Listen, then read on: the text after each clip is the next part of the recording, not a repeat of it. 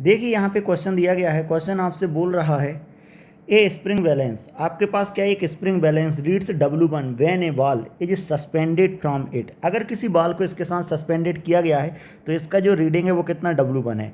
A weighing machine reads W2 when ball is placed on it. अगर ball को मैं इसके ऊपर रखता हूँ तो इसका जो रीडिंग है वो कितना होता है, W2। ठीक है, now the ball is submerge in a tank of liquid also suspended with a spring balance if spring balance read W3 and weighing machine reads W4। ठीक है, weighing machine कितना W4 क्या कर रही है, रीड कर रही है। when which of the following statement is correct, आपको बताना है कौन सा स्टेटमेंट यहाँ पे करेक्ट है। तो सबसे पहले मैं अलग अलग सिचुएशन का यहाँ पे डायग्राम बना लेता हूँ। तो पहले केस में हम जानते हैं स्प्रिंग बैलेंस के लिए तो इस तरीके का एक सिंबल होता है, इस तरीके का। ठीक है, यहाँ पे क्या बना होता है, स्प्रिंग बैलेंस होता है। इसको मैंने बोल दिया ये क्या है आपके पास, स्प्रिंग बैलेंस। ठीक है, तो पहले केस में जैसे ही यहाँ पे एक बॉल को यहाँ पे लगाया हुआ है तो इसने जो रीड किया वो कितना रीड किया है, W1। जैसे ही मैंने इसको ऊपर रखा यहाँ पर तो बोला गया है कि इसने क्या रीड किया है, मशीन ने W2। क्लियर है। अब देखो जैसे ही मैंने इसको किसके अंदर लेके गया हूँ, पानी के अंदर। जैसे ही मैं इसको पानी के अंदर लेके गया हूँ या पानी के अंदर सबमर्ज किया है इस पेंडुलम बॉब को, ठीक है, तो बोला गया है कि यहाँ पर जो रीडिंग है वो कितना W3 है। और जब ये पानी के अंदर गया है तो इसका जो रीडिंग है वो कितना दिया गया है आपको, W4। क्लियर है, तो अपन यहाँ पे लिख सकते हैं।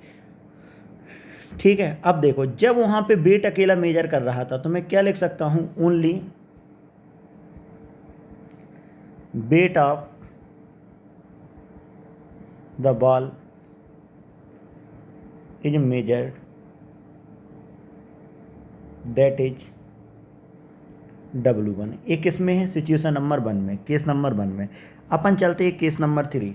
तो केस नंबर 3 वाले पे अगर अपन बात करें तो ये वाला कौन सा, केस नंबर 3 की बात कर रहा हूँ मैं, case number 3।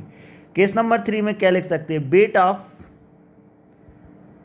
Of the ball measured, weight of the ball measured कितना है, W3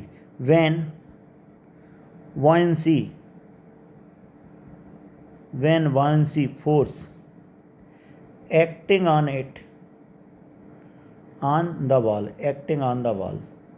that is W3 less than W1। ठीक है, W3 लेस देन W1 मतलब देखो यहाँ पे बॉयंसी लग रहा होगा तो अपन क्या लिखेंगे कि W3 का वैल्यू लेस देन क्या हो गया, W1। ठीक है, अब चलते हैं अपन केस नंबर 2। ये हो गया केस नंबर 1 की कहानी। 2 की अपन चलते हैं केस नंबर 3 की, केस नंबर 2 की कहानी। 3 की मैंने ऑलरेडी डिस्कस कर ली कि W3 less than W1।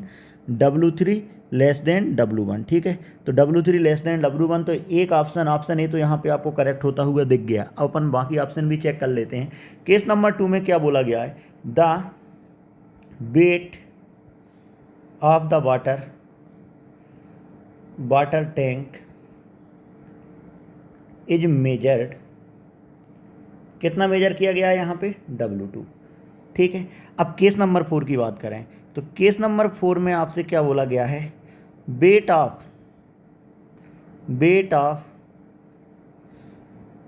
Water tank and the ball both are getting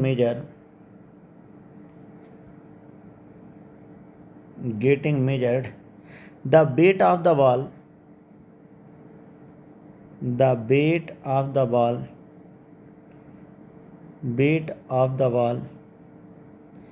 is less